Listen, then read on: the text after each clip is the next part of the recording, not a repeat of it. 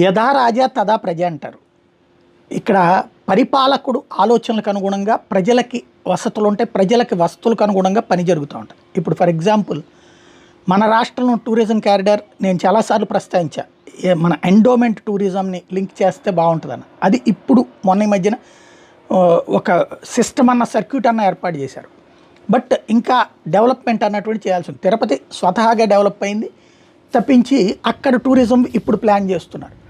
But Varanasi development తర్వాత అక్కడికి వస్తున్న జనాభా చూశాకనన్నా మన వాళ్ళకి బుద్ధి రావాలి. వారణాసిలో 48 కోట్లకు పైగా 480 మిలియన్లు పర్యాటకులు 2023లో పర్యటించారన్నటువంటిది లెక్క తేలింది.